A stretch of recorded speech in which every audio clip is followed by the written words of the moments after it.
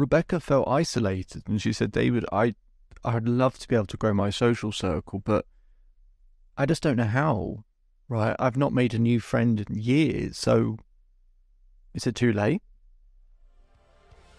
Welcome to the Self-Belief Chief podcast. We're here with David Holman. If you haven't subscribed already, make sure to subscribe to the podcast. They're putting up content all of the time, the latest research, science, information, conversations, so that we can help you grow. Otherwise, let's begin.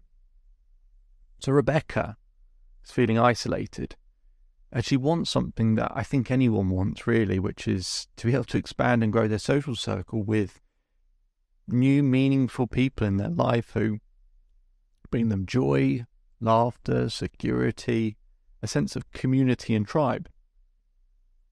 The reason why it feels so uncomfortable when we feel lonely or isolated is, well, at the beginning of human existence, in terms of the way the brain is designed, you needed a community or tribe of people to survive. If you didn't have that, you would die.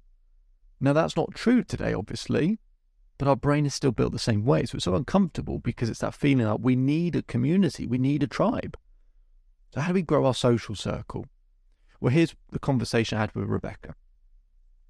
Got a big document out for her. We filled it in together.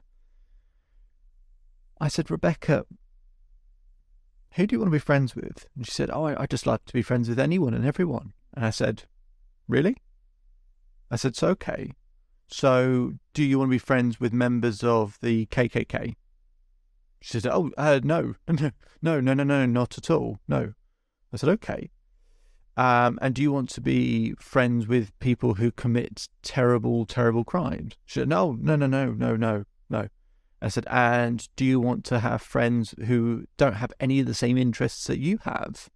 She goes, oh, no. I said, okay.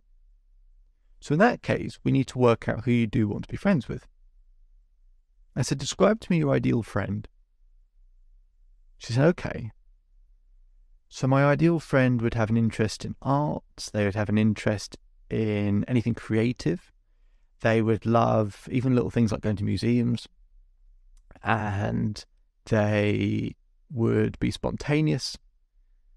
They would have a sort of smiley disposition. And so on and so on. I said, okay, great.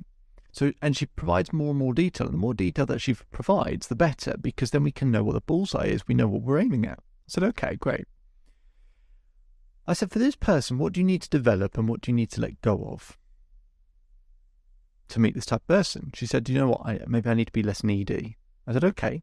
So then I started to show her how she can meet her own needs better. So we remove that particular problem. Then we go, right. So based on the person we described, how does this person spend their time?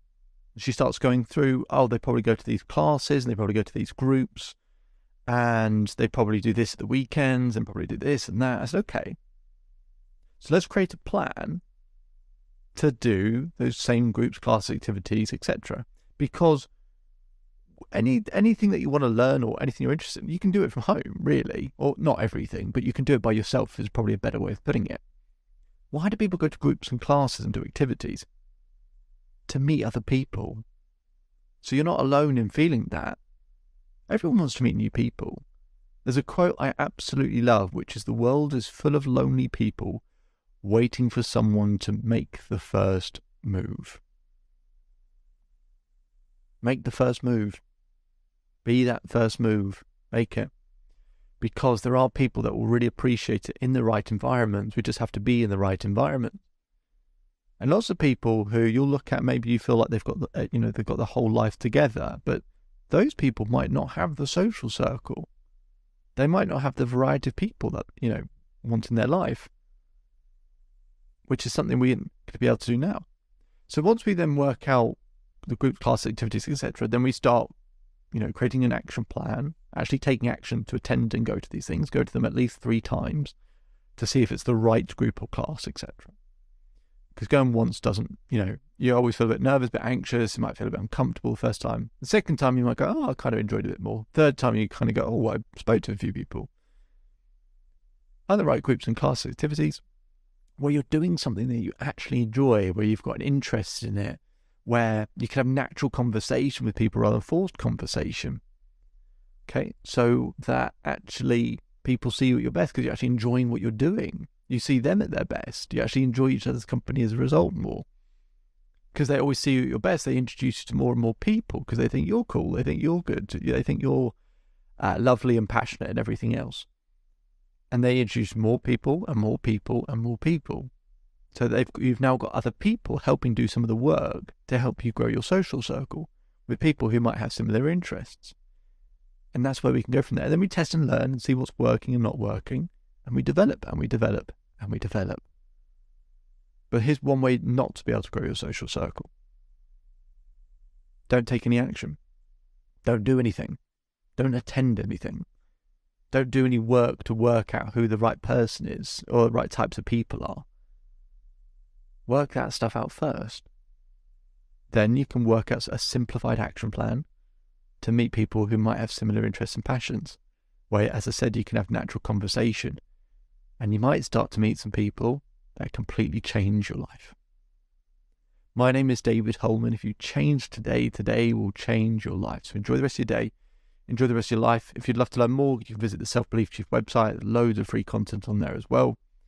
Put a link in the description if you want to schedule some time with me in terms of actually being able to work with me going forward and what that would look like. So you can apply for that. Otherwise, I'll speak to you again very soon.